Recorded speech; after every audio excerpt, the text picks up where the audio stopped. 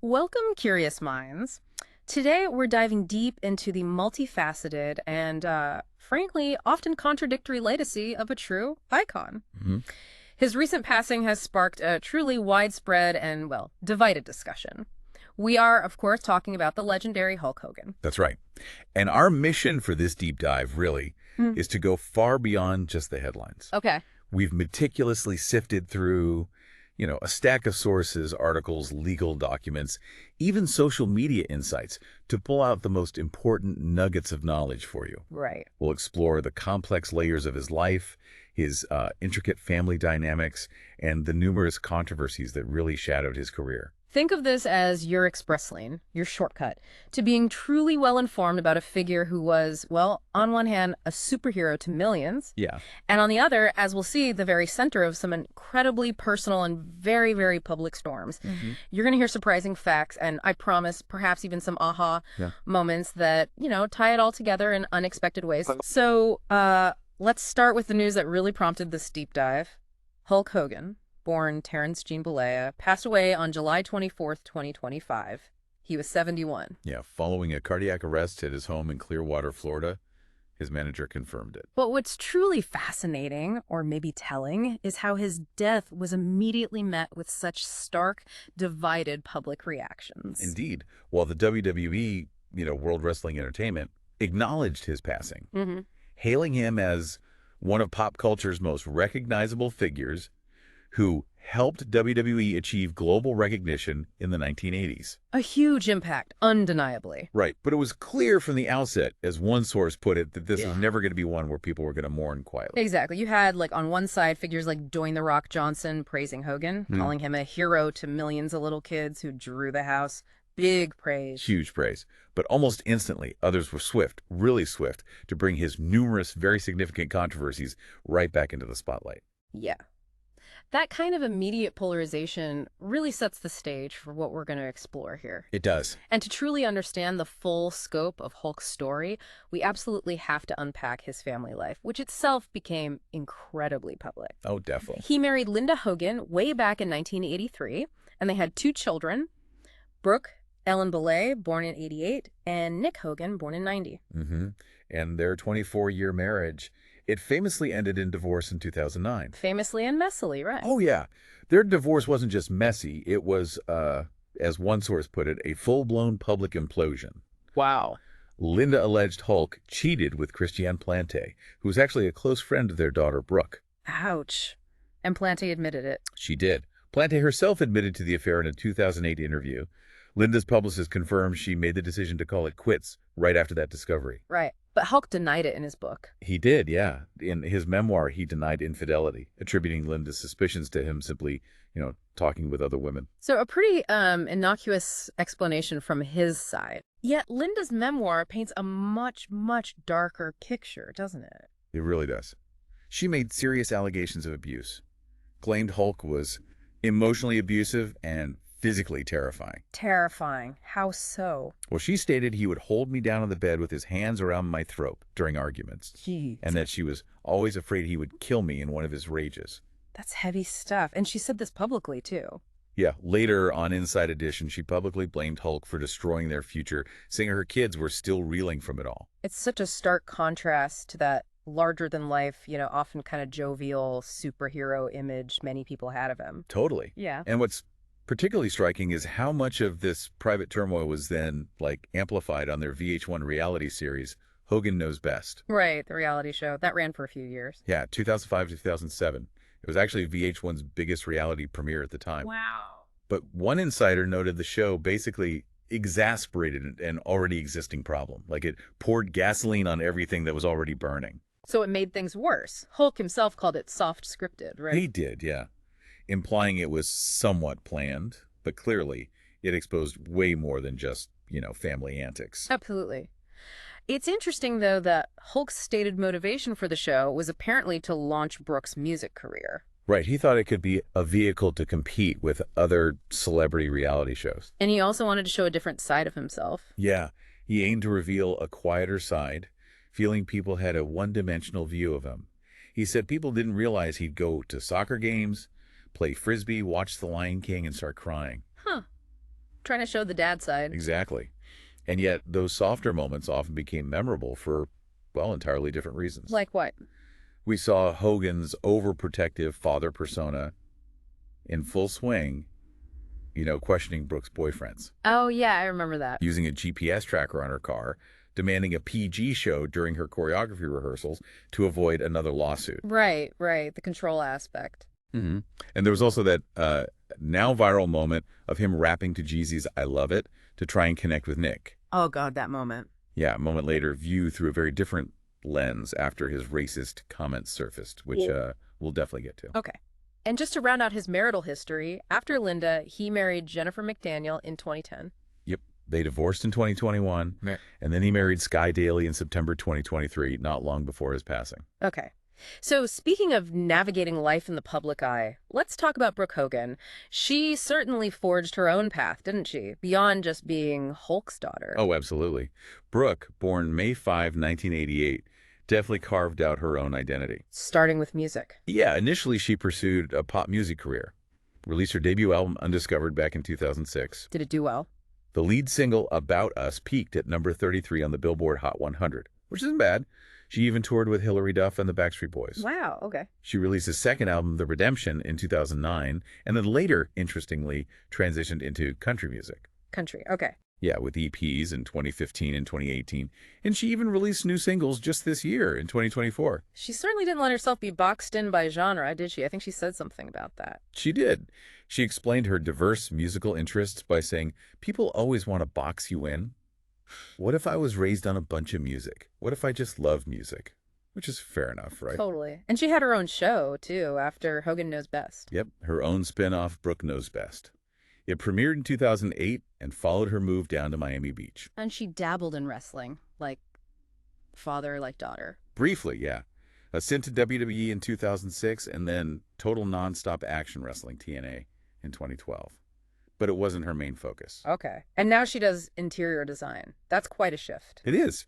Beyond entertainment, Brooke launched her own interior design firm, BB Designs by Brooke, in Nashville back in 2018. Where did that come from?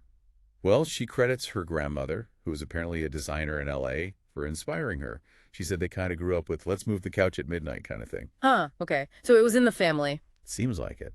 And her firm's doing well. Recently completed a renovation of the historic Star Piano Building in Nashville. Good for her. And personally, she got married recently. Yes, she married former NHL player Stephen Oleksy in 2022.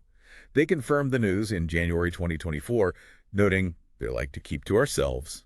Understandable, given the family history. Right. And in January 2025, they welcomed fraternal twins, Oliver Andrew and Molly Jean. Oh, wow, twins. Yeah, Brooke expressed, our hearts have been made whole by the arrival of these two sweet souls. That's lovely. Now, despite these personal milestones, what's truly striking and kind of sad is the deeply strained relationship between Brooke and her father, Hulk. It remained fractured for years leading up to his death. How did this estrangement become so public? It seems like it really blew up recently. It did. The family's private struggles really burst into the public sphere in March 2025. Linda Hogan posted this really emotional video. Linda again. Yeah, Linda again, lamenting. Brooke doesn't talk to us. She had twins, she got married, and she didn't tell us. And she blamed Hulk for the family being the worst mess. Yeah, throwing Hulk under the bus there. And Brooke's response? Brooke's response was incredibly powerful. She put up an Instagram post asserting she went no contact with each parent. Both of them, okay. Yeah, for completely separate reasons, based on how they dealt with me directly my entire life. And she specifically noted this included her father's second and third wives. So everyone connected to them, basically. Pretty much. She made it clear she chose to create some distance between myself and my family for her journey to healing and happiness. And notably, she did not attend Hulk's 2023 wedding to Sky Daly. That makes sense given the no-contact stance. Did she say why? The abuse? She went further, yeah. She claimed she had been extremely verbally and mentally abused since childhood, sometimes physically. And interestingly, she added, not always by whom one would expect. Implying maybe Linda wasn't blameless either. Possibly. She detailed berating and vile text messages, verbal public reamings with unbelievably hurtful words. And she talked about being asked to defend poor behavior to the public, only to find herself misinformed, manipulated, and lied to. That sounds exhausting. And there was a specific example tied to the racism scandal. Yes, one source specifically pointed out that back in 2007, Brooke defended Hulk when he was fired from the WWE after a surreptitiously recorded sex tape publicized Hulk's racist comments about Brooke sleeping with a black man. Right, so she felt used to defend him, even when he was saying awful things about her dating life. Exactly. It really highlights the burden placed on family members when a public figure messes up that badly. And then the public dispute just deepened even more, didn't it? Linda fired back. Oh, yeah. Linda Hogan publicly denied Brooke's allegations, calling Brooke a narcissist, just like her dad, another shot at Hulk, and accusing her of spewing lies. Wow. And Linda made her own allegations against Brooke. She did. Linda counter-alleged that Brooke was once so drunk she broke my collarbone and cut my lip. Yeah. This is just incredibly messy and public. How did Brooke respond to that? Brooke responded, expressing embarrassment at the whole public dispute, and she shared a photo from June 2023 showing her mother with her husband, Stephen. Kind of a subtle way to refute Linda's claim of not having met him or known about the marriage. Seems like it. Just adding fuel to the fire, really. Yeah. And it sounds like attempts to mend the relationship, especially with Hulk, just didn't work. No. Further illustrating the estrangement, Brooke's husband, Stephen Alexi, reportedly tried to bridge the gap after their twins were born in January 2025. He reached out to Hulk. Yeah, but apparently Hulk responded coldly and never made an effort to meet Brooke's kids. The report said he only wanted a relationship under his terms. Ugh, that's tough. It is. But despite all that immense difficulty, sources close to Brooke indicate she feels, maybe surprisingly, lucky and grateful she got to say, "I love you" during their last conversation. Yeah, and that she feels at peace knowing she did everything she could to protect and support him, despite the estrangement. When was that last conversation?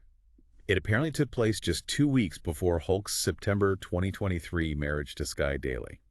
During it, Brooke supposedly expressed deep love and concern, urging him to slow down and enjoy life because of his declining health. But he didn't listen. According to the source, he didn't want to hear it. And she found out he died. How? Her brother Nick texted her husband. Wow. Just a truly complex and painful family dynamic played out completely in the public arena. Absolutely. And this brings us, inevitably, to perhaps the most controversial chapter of Hulk Hogan's life. The racist remarks, the ones that surfaced in 2015 leading to his WWE contract termination. How did these comments actually come to light, and what exactly was said? Because the details are pretty ugly. They are. The remarks stem from that 2007 sex tape conversation we mentioned earlier. Transcripts were released in 2015. From the Gawker case, right. We'll get to this. Exactly. Tied into that whole saga. The transcripts revealed Hogan using the N-word multiple times while discussing his daughter Brooke's relationship with a black man. And the specific quotes were pretty shocking. They were. He famously stated, "I am a racist to a point, thing NR." Yeah. And he expressed a preference for Brooke to marry an 8-foot-tall NR worth $100 million, like a basketball player. Just vile. And it wasn't just the sex tape audio, was it? There were jailhouse calls, too. Correct. It gets even more unsettling. Further details emerged from 2008 jailhouse phone calls between Hogan and his son, Nick. Nick was in jail. Yes. Nick was serving time after a serious car crash that left his friend, John Graziano, with permanent brain damage. Right, I remember that incident. And Hogan said racist things on those calls, too. Yes. In these calls, Hogan used racially charged language, including the N-word again, and made some really disturbing comments about karma. Karma? In what context? He actually expressed concern that he and his family might be reincarnated into a black family due to karma. He said, "I just hope we don't come back as a couple," I don't want to say blizzak jizzies. You know what I'm saying? Using coded language. What? Yeah. And he and Nick also callously speculated about the injured friend, Graziano, saying he must have something coming to him from God because he was negative. That's incredibly cold, given the circumstances. Profoundly disturbing, really. These statements reveal a deeply ingrained mindset, it seems. How did Hogan respond when this all came out? Apologies. He did issue public apologies, yes, calling his language unacceptable and claiming, "This is not who I am. I believe very strongly that every person in the world is important and should not be treated differently based on race." Standard image repair stuff. Pretty much aligns with common image repair strategies. You've got simple denial, saying this is not who I am, and mortification, which is admitting guilt and expressing remorse. But did he also try to excuse it? Well, some accounts indicate he also attempted to minimize the comments. He explained that growing up in South Florida, the N-word was just thrown around like it was nothing among friends. Which for many people really complicates the sincerity of the remorse, right? Absolutely. That kind of justification didn't sit well with a lot of people. And the WWE's initial reaction was pretty swift. Very swift. They terminated his contract almost immediately and issued a strong statement about diversity and inclusion. But he eventually came back. She did. He was reinstated into the WWE Hall of Fame in 2018 after what was described as an apology tour and doing some volunteering. How was that received? His return faced pretty mixed reactions, let's say, and he was reportedly booed quite loudly at his last WWE appearance back in January 2025. So it seems the shadow lingered. Yeah, it's tough to shake that kind of history. Definitely. And that difficulty, for some, was further compounded when Hulk publicly supported figures like President Donald Trump at the 2024 Republican National Convention. Ah, right. How did that connect? Well, it fueled doubts for many about the sincerity of his apologies. As some commentators noted, it's one thing to get caught on tape saying these things in private. It's another thing for you to decide publicly to align yourself with a cause that many black people find antagonistic toward us. So the public actions seem to contradict the private apologies, in some eyes. Exactly. It raises that fundamental question of whether actions truly align with apologies, especially when dealing with something as serious as racism. Okay, let's pivot to the other huge controversy, the one that kind of unlocked some of this. The Gawker lawsuit. Right. Boley v. Gawker. A landmark case in many ways. It all stemmed from Gawker publishing parts of that sex tape back in 2012, right? The one with Hogan and Heather Clem. That's the one. Heather Clem, who's the wife of radio personality Bubba the Love Sponge at the time. Hogan always claimed the videotaping was done without his knowledge or consent. And he sued Gawker. He did in 2013 for invasion of privacy, infringement of personality rights, and intentional infliction of emotional distress. He was seeking $100 million. Wow. What were the main arguments? Hogan's lawyers argue that the fundamental privacy of many Americans was at stake. Could anyone be secretly recorded and have it published?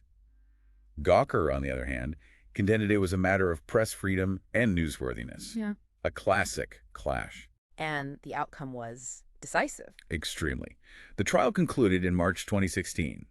The jury awarded Hogan a staggering $115 million in compensatory damages, plus an additional $25 million in punitive damages. So $140 million. $140 million.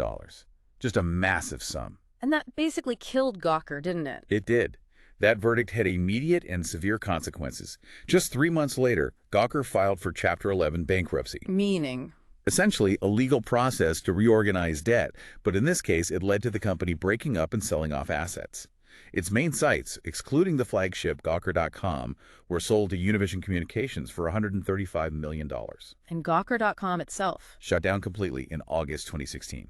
Then, in November 2016, a final settlement of $31 million was reached with Hogan. And part of that settlement was removing the articles. Yep, resulted in the permanent removal of 3 articles from the web, including the original one about Hogan's tape. But the craziest part of this whole story, maybe, was the Peter Thiel connection. Oh yeah, the secret funding. That was a bombshell. Explain that. Billionaire Peter Thiel, co-founder of PayPal, early Facebook investor, he openly admitted, after the fact, to secretly spending about $10 million to finance lawsuits against Gawker. Including Hogan's. Including Hogan's. He called it one of my greater philanthropic. Philanthropic? Why? Well, it was widely seen as retaliation. Gawker had run an article back in 2007 titled, "Peter Thiel is Totally Gay People." He was essentially funding a war against the publication that outed him. Wow. And the Gawker CEO, Nick Denton, his reaction was interesting too, right? It was. Denton initially felt, understandably, stripped naked by the verdict and Thiel's involvement. But later, in 2025, he actually admitted Thiel was right and did him a favor, maybe forcing him to move on. A strange twist. Definitely strange. And this whole Gawker saga also had a direct impact on Hogan's WWE career beyond just the initial tape? Yes, because Hogan later sued Gawker again. For what? He alleged that Gawker was responsible for leaking the SEAL's court documents from the lawsuit, the ones that contained the quotes of him using racial slurs. Ah, so he blamed Gawker for the leak that got him fired from WWE in 2015. Exactly. It illustrates just how interconnected these controversies were. And, as we mentioned, Hogan was eventually re-signed by WWE in July 2018. Man, what a tangled web. It really is. So, given all this, the racism, the lawsuits, how did the wrestling industry itself react? His peers, other prominent figures? It must have been divisive there, too. Oh, absolutely. Very complex reactions. You had someone like WWE Hall of Famer Devon Dudley. From the Dudley Boys. Yeah. He acknowledged the deep hurt caused by Hogan's racist comments, saying, I'm African American, I get it. Mm-hmm.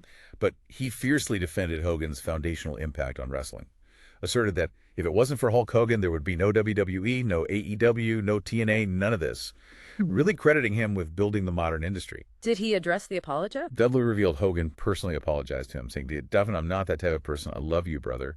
And Dudley urged forgiveness. So a very personal defense there. Okay. What about others? Like the New Day. They're a prominent black group in WWE. Right.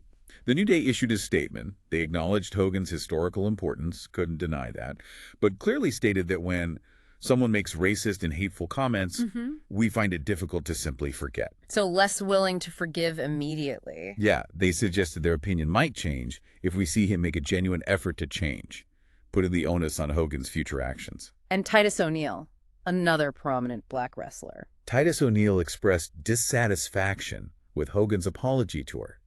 He specifically critiqued Hogan's apology that he didn't know he was being recorded. Ah, focusing on that aspect. Exactly. O'Neil felt it lacked true contrition, remorse, and a desire to change. It highlights that difference between saying sorry and actually being sorry. Right. Yeah, a crucial difference for many, and it sounds like black wrestling fans and commentators really struggled with this. Deeply. Many openly grappled with what one source called the irreconcilable contradiction. Admiring Hogan's powerful in-ring persona, the childhood hero, while confronting his documented ugly racism. Kazim Famoid, a black co-host of the Ringer Wrestling show, remembered Hogan as a superhero, but felt he never really got the feeling that Hulk Hogan truly felt remorse. That lack of perceived remorse seems key. It does. And what's particularly revealing here, stepping back a bit, is how professional wrestling itself, in a strange way, as one source put it, always had a pulse on where America stood regarding race. How so? Give examples. Well, think about Vince McMahon, the head of WWE, using a racial slur on air in 2005. Or a storyline back in 2004 where a wrestler, JBL, chased Mexicans across the border. Wow, okay, yeah. These instances show how sensitive and, frankly, sometimes incredibly insensitive the industry has been to broader societal discussions and tensions around race over the years. Hogan's situation fits into that context. Right, and despite that discomfort, some fans, even those deeply troubled by Hogan's racism, still engage with wrestling. Yes. Sports journalist Master Tess Fanchon, for instance, who actually booed Hogan loudly at his last live appearance. He booed him. Yeah. But he ultimately described embracing this emotional contradiction.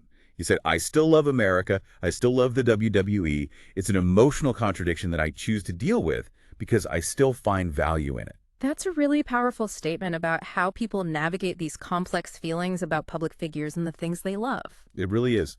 Choosing to engage despite the flaws. Okay, so as we kind of bring this deep dive to a close here, it's clear we've explored an extraordinary and, often really turbulent world surrounding Hulk Hogan, his family, and his indelible legacy. We've seen how a figure revered by millions, a genuine icon, could also be at the center of these deeply personal and very public controversies. What's truly fascinating here, I think, is how the source material doesn't just lay out facts. It allows us, and hopefully you listening, to explore the profound nuances of fame, of personal responsibility, right, and the enduring, often painful impact of private actions once they enter the public eye. We've seen that awful pain of family estrangement just completely intertwined with the weight of a massive public persona. And how huge societal issues like race have played out in these unexpected corners of pop culture, like professional wrestling. So what does this all mean for you, the listener, as you process this pretty complex narrative? This deep dive really shows us that even our heroes, those larger-than-life figures we admire, are often incredibly complex individuals, flawed individuals. Very flawed. It reminds us that legacies are rarely simple. They frequently contain these contradictions that force us, maybe uncomfortably, to reevaluate our perceptions and consider the full spectrum of a person's life, good and bad. And this raises a really important question for all of us, I think. In a world where every personal action, every private conversation could potentially become public knowledge. Yeah, the stakes are high now. Super high. How do we as a society truly balance that desire for accountability, which is important, with the possibility of genuine personal growth and maybe even reconciliation? That's the million-dollar question. It is what truly constitutes forgiveness in the public sphere, especially when actions cause such deep and lasting harm, like racism. Yeah. Something maybe to mull over or explore on your own. Consider how public perception is just irrevocably altered once information, especially deeply personal or controversial stuff, gets leaked or revealed. Hmm. Can any amount of image repair or public apology truly erase a deeply ingrained narrative like the one surrounding Hogan now? Or does it simply add another complicated layer to an already incredibly complex story? It's a tough one. Does the narrative ever really change? Something to think about.